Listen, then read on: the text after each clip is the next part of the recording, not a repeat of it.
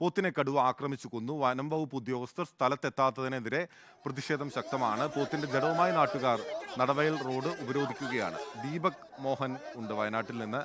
ദീപക്, ഇപ്പോഴും ഉപരോധം തുടരുകയാണോ?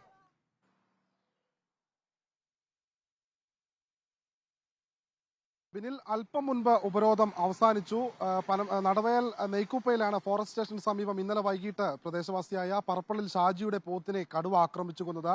ഇയാൾ വനാതിർത്തിയോട് ചേർന്ന സ്ഥലത്ത് പശുക്കളെ മേയ്ക്കാൻ പോയതായിരുന്നു. ഈ സമയം കടുവ ഓടിയെത്തുകയും തൊട്ടടുത്തുണ്ടായിരുന്ന ഇയാളുടെ ഒരു പോത്തിനെയാണ് കടുവ ആക്രമിച്ചത്. തുടർന്ന് ഈ കടുവയുടെ ആക്രമണത്തിൽ പോത്ത് ചത്തു.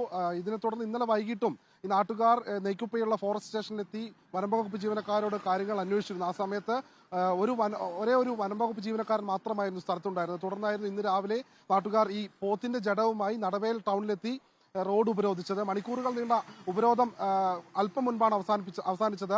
പുൽപ്പള്ളിയിൽ നിന്നും അതുപോലെ തന്നെ പനമരത്തു നിന്നുമുള്ള പോലീസ് സ്റ്റേഷനിൽ നിന്നുള്ള പോലീസുകാരും വലിയൊരു പോലീസ് സന്നാഹവും സ്ഥലത്തെത്തി സ്ഥിതിഗതികൾ ശാന്തമാക്കാൻ ശ്രമിച്ചെങ്കിലും നാട്ടുകാർ അടങ്ങിയില്ല. തുടർന്ന് ജനപ്രതിനിധികളും വാർഡ് മെമ്പർ ഉൾപ്പെടെയുള്ള ജനപ്രതിനിധികളും പഞ്ചായത്ത് പ്രസിഡന്റും സ്ഥലത്തെത്തി നാട്ടുകാരുമായി ചർച്ച നടത്തി. തുടർന്ന് നാട്ടുകാർ മുന്നോട്ട് വെച്ച 7 ആവശ്യങ്ങൾ ഈ വനംവകുപ്പ് ജീവനക്കാർ അംഗീകരിച്ചതിനെ തുടർന്നാണ് ഈ പ്രതിഷേധ സമരവും റോഡ് ഉപരോധവും അവസാനിച്ചത്. പ്രധാനമായും നടവേൽ പുൽപ്പള്ളി മേഖലകളിൽ. ദീപക് മോഹനാണ് വയനാട്ടിൽ നിന്ന് വിവരങ്ങൾ നൽകിയത്. വയനാട് നെയ്ക്കുപ്പയിലാണ് കടുവ ഇറങ്ങിയിട്ടുള്ളത്. അതിൽ പ്രതിഷേധിച്ച് നാട്ടുകാർ റോഡ് ഉപരോധിക്കുകയായിരുന്നു.